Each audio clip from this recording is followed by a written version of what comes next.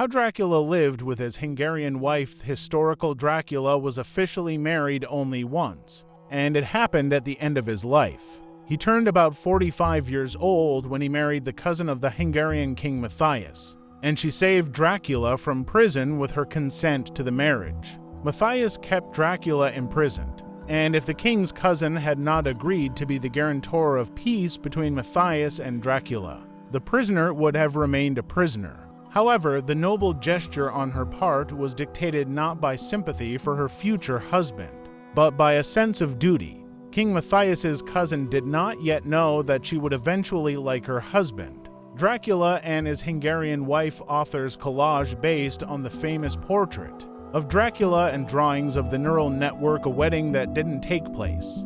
15 years ago in the summer of 1462, the Wallachian Romanian Prince Vlad Jr, better known as Dracula, fought with the Turks and waited for the Hungarian king Matthias to come to his aid. According to the treaty, Matthias, concluding the contract, also promised Dracula to become related.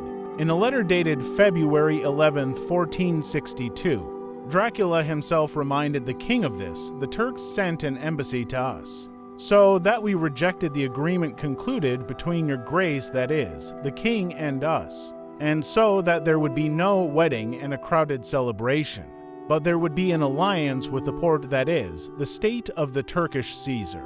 Matthias' promise to marry Dracula is also reported by the medieval chronicler Antonio Bonfini. But if you look at the family tree of Matthias, it turns out that in the early 1460s, the king did not have a single suitable relative whom he could offer to Dracula as a wife. That is, the king was just bluffing, and Dracula was not so familiar with the king's relatives to understand this. In the summer of 1462, Dracula did not receive any help from Matthias in the war with the Turks, that is. The king deceived here too, and in the autumn Matthias ordered Dracula's arrest, accused him of collusion with the Turkish Sultan, and imprisoned him. To top it all off, Matthias decided to ruin Dracula's reputation. The famous German pamphlet about the villain who was called Dracula was written in the 1460s by royal order. However, 15 years later, in the mid-1470s, the situation changed. Matthias decided that now it would be more profitable for him to remember his long-standing promises to Dracula, both about the joint war with the Turks and about becoming related. A sacrifice for Dracula? By the mid-1470s, Matthias had a suitable relative whom he could offer to Dracula for an alliance. She was the king's cousin, that is, his cousin, Elona Salati. She is also called Justina Salati. In the 1460s, she could not become Dracula's wife because she managed to get married back in 1458. However, by the mid-1470s, Elona was widowed. She had no children in her marriage. By all indications, she was infertile. But Matthias regarded this as a favorable circumstance for himself. The king wanted to become related to Dracula only formally to make him obedient, and did not want at all the appearance of relatives in whose veins the blood of Wallachian Romanian princes and the highest Hungarian aristocracy would mix. The king explained to his cousin that he needed Dracula to organize a new crusade against the Turks, a God-pleasing cause, and for Elona it was an argument.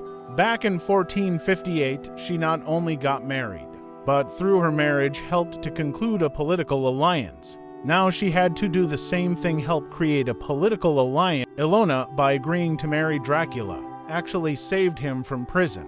Matthias had no other suitable relative, and the king could not just release his prisoner. Matthias kept Dracula imprisoned for many years without guilt and contributed to the notoriety of his prisoner. The king could only get Dracula to forgive and forget all this in one way, by marrying Dracula. Just feeding promises, as it was in the 1460s, would not have worked. If Elona had children, she would hardly have agreed to sacrifice herself and marry the terrible Dracula. But since she was childless and believed that she would never have children, she saw the meaning of her life in serving other people's interests. But Dracula himself perceived the marriage not only as a political deal, but also as a personal success. Dracula, because of his notoriety, which appeared even when he was a prince, was never considered an enviable groom. Who wants to marry a bloodthirsty beast? And by the mid-1470s, the situation had become even worse. Dracula was not young, deprived of power and princely income, and his notoriety had only increased over the years. However, it was now that a woman appeared who agreed to marry him. And not just a woman, but a pretty, not an old woman, from a good family, with a good dowry and an impeccable reputation. Under such conditions, Dracula took a liking to his bride in advance. The first weeks of family life. Apparently, Dracula and Elona got married in July 1475, after which they settled near the Hungarian capital, in a town located on the opposite bank of the Danube. The ancient Russian legend of Dracula reports that it was there that King Matthias gave Dracula a house. The couple did not have a honeymoon, and just a few days after the wedding, a child appeared in the family. This child was Dracula's 19-year-old son, who, like his father, was named Vlad. Nothing is known about Vlad Jr.'s own mother. It is only known that Dracula, being a prince, officially recognized the boy as his son and heir. So he was sure that his son was his son. In 1462, when Dracula was arrested, the boy was about 6 years old. King Matthias decided to take care of the child and gave it to Catholic churchmen to raise. Vlad Jr. lived at the court of the Bishop of Varden in Transylvania, which was then Hungarian territory. Now the city of Varden, where the bishop's residence was located, is called Oradia. Life there was little different from life in a monastery, that is, everything was strict. But Vlad Jr. excellently studied Latin and later even became his father's secretary, writing Latin letters for him. In 1475, Matthias, having freed and married Dracula, finally returned his son to his father and, as a result, gathered a family under one roof consisting of people who hardly knew each other. Her husband, Dracula, had recently been in prison and did not even imagine that he would get married and then find a son, whom he had not heard from for many years. His wife, Elona, was a childless widow until recently and did not even imagine that she would have a husband and a 19-year-old stepson. The son, Vlad Jr., had recently lived at the bishop's court almost like a monk and did not even imagine that he would meet his father and stepmother. Now the three of them had to build a family relationship, but oddly enough, Elona got along much better with her stepson than with her husband. The presence of someone else's son in the house, already an adult, did not bother her. Childless Elona accepted her stepson as her own. This is evidenced by the ancient Russian legend of Dracula. The author of the legend, who was in the Hungarian capital on an embassy mission in 1485, says that Dracula and Elona had 2 sons, and at the same time adds, one of them lived with the Bishop of Varden. Family troubles. Elona treated her stepson even more warmly than her husband. In relation to her husband, she was simply doing her duty. So the enthusiasm that Dracula felt when he got married quickly faded away. At the end of July 1475, that is, about 3 weeks after the wedding, Dracula left home to make a trip to the Saxon cities of Transylvania. As already mentioned, Transylvania belonged to Hungary at that time, and these cities were built there by German settlers from Saxony and, in many ways, resembled the free cities of the German lands, islands of self-government in a sea of unlimited royal power. A figurine depicting a German Saxon from the ruling elite of the city of Sibiu, photo by the author of the article Dracula, when he was a prince, fought with the Saxons, but now King Matthias ordered, make peace with them, and Dracula had to obey. Although he did not forget that 13 years ago he was imprisoned with the participation of the Saxons. It was these people who in 1460 helped produce a forged letter allegedly sent by Dracula to the Turkish Sultan and used by Matthias as a reason for arrest. And yet Dracula was in no hurry to finish the unpleasant trip and return to his wife. No important events requiring Dracula's personal presence in Transylvania took place at that time, but the journey continued until the end of October 1475.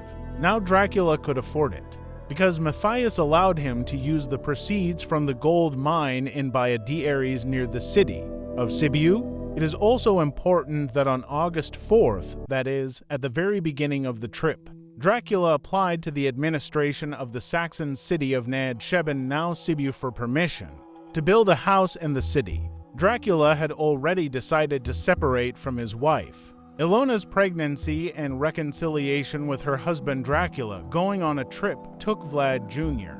with him, so from the end of July to October Elona stayed at home alone. And it was during that period that she discovered she was pregnant. The news of the pregnancy caused a revolution in Elona's mind. It almost looked like a miracle because Elona was considered infertile. Now she realized that she could play the role of a mother for real. She could have her own children, not just a stepson.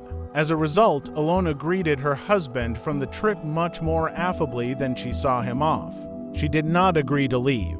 Perhaps she did not manage to finally reconcile with her husband right away, because marital relations during pregnancy were considered a sin. And this means that it was difficult for Elona to actually prove that her feelings had changed. However, the house referred to in Dracula's letter of August 4th was never built. There is no information about the allocation of a construction site or anything like that in the city archives of Sibiu. So Dracula has changed his mind about separating from his wife. Dracula is going to Warmanweil. It was time for Matthias to prove the seriousness of his intentions regarding the crusade. Trial military operations began south of the Danube in the Serbian lands, which by that time had already been captured by the Turks. In late November or early December 1475, Elona accompanied her husband and stepson to the war, which proceeded rather sluggishly. King Matthias and the entire flower of the Hungarian nobility gathered under the walls of the small Turkish fortress of Shabak or Shabak. The fortress was located on the Sava River. A drawing depicting this stronghold has been preserved. The drawing clearly shows that the towers are low, two-storied, and instead of walls there are earthen ramparts, on top of which there is a fence. Matthias' army besieged this fence for a whole month, from mid-January to mid-February 1476. Dracula, of course, looked at this with a grin, because 14 years ago in Wallachia, a Romanian country, he led a similar campaign against the Turks on the Danube. In January 1462, he took and burned about 10 similar fortresses and damaged the facade with as many more. Now Dracula watched as Matthias's army took an unreasonably long time to mess with one, although the reason was clear. The king was deliberately avoiding meeting with large Turkish forces. The purpose of the military operations initiated by Matthias was to plunder enemy territory and avoid major battles. Then the army went to Bosnia to liberate it from the Turks, but as expected, the defenders found the country devastated and the Turks were gone. For months in the family circle and the birth of a son when Dracula returned home in March 1476. He did not seek to leave anywhere else. He spends for whole months in a row with his wife, which is a lot in his hectic life. Shortly after Dracula's return, apparently in early April 1476, Elona gave birth to a boy who went down in history as the Wallachian Romanian Prince Mina the Evil. However, there is an opinion among historians that this boy is not Mina at all, and that Elona's son was called something else. This opinion is based on the text of the old Russian legend, which mentions another, the eldest son of Dracula, who was raised in Turkey, and after his father's death fled to the Hungarian court. This son's name was Mikhail, and historians, based on the consonants of the names, assume that he is Mina. However, if we accept this theory, it turns out that Mina the Evil ascended the throne for the first time when he was just under 60 years old. For the Wallachian Romanian princes of that time, this is a very atypical situation. So it is more likely that Mina the Evil was still Elona's son and ascended the throne at the age of 30. In May 1476, everything was supposed to get better for the couple, because that was when 40 days were supposed to end, which, according to the rules of that time, were given to a woman in labor to purify herself after childbirth. Elona hoped that she would become a mother more than once, but a happy family life lasted only until the beginning of July 1476, because Dracula went to war again.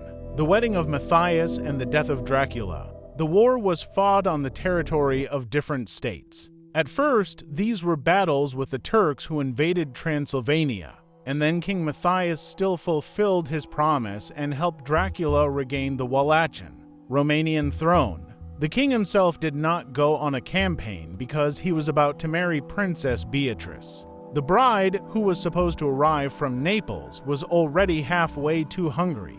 So the Hungarian army that helped Dracula was led by the king's trusted military commander, István Báthory. In November 1476, Dracula took the throne with the support of Hungarian troops, as well as his old friend, Prince Stefan of Moldavia. On November 8, 1476, the old Wallachian Romanian capital, Târgoviște, was taken. On November 16th, the new capital, Bucharest, was taken. On November 26th, the General Assembly of the Wallachian nobility elected Dracula as its prince. In December, Hungarian and Moldovan troops left the territory of Wallachia. Dracula, with only a small number of warriors at his disposal, remained there alone. That is why he did not invite his wife to his house. The situation was too precarious. And at the same time, Matthias was magnificently celebrating his wedding with Princess Beatrice. Elona was also present at the wedding, as she was a close relative of the king. On December 6, 1476, Beatrice reached the border of the Hungarian kingdom, where she was met by the king's mother and Hungarian magnates. On December 10th, on the next leg of the journey, the bride was met by Matthias himself. On December 12th, Beatrice's coronation took place in the ancient city of Székesfehérvár. On December 13th, everyone arrived in the Hungarian capital, and from that time the noisy celebration begins. Balls and jousting tournaments followed one after another, and on December 22nd the wedding took place. Around the same time, at the end of December, Dracula died in battle with the Turks. But this might not have happened if Matthias had taken a more responsible approach to the issue of war. So much money was spent on the royal wedding that would have been enough to finance another campaign, but Matthias decided to finance the wedding. It is noteworthy that on the day of the royal wedding, December 22nd, the best man, whose name was Janos Pongratz from Dengolj, suddenly died. He was the husband of Matyas's aunt. This Janos went to Naples for the royal bride and then attended all the celebrations. But his health could not stand such a long celebration. Perhaps this death, which broke into the celebration, reminded Matthias that he had left someone to die in Wallachia. But it's possible that Matthias didn't think about Dracula at all in those days. Dracula's widow Elona's fate did not go well after Dracula's death. A few years later, Elona's child was taken away from her. This was done according to a custom called avunculate. In Europe, the custom of avunculation is rooted in Roman law, according to which a widow cannot raise her son on her own. If a woman becomes a widow, she must give her son to be raised by her brother so that the boy grows up to be a real man. Elona had no brothers, only a cousin, King Matthias. That is why the king took the child. And that is why in the old Russian legend of Dracula it is reported that one of Dracula's sons, the youngest, lives with the king. Elona probably tried to circumvent the custom and therefore got married 2 more times. She hoped that by ceasing to be a widow she would be able to keep the child for herself. Elona's new marriage ended quickly. Her husband died about a year later. Then she got married again, but the child was still taken away. In 1485, a new grief befell her. Her stepson, Vlad Jr., died, whom she continued to take care of and even begged an estate in Transylvania from Matthias for him. This estate was called Sientesti.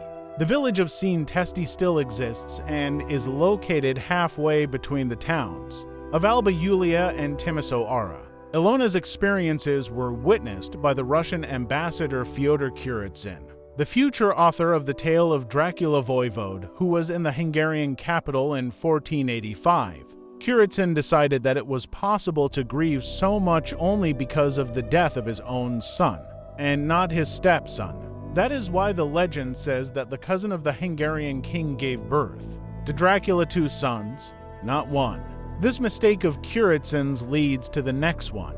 In the story, it is said that the marriage of Dracula and Elona lasted about 10 years, although in fact it was less than 2. Kuritsyn settled on the number 10 because he was comparing the ages of Dracula's 2 sons and thought they had one mother. Kuritsyn knew that Vlad Jr. died as an adult and married, and another son of Dracula, who lived with the king, was a 9-year-old boy at that time. Sons with such a range in age cannot be born.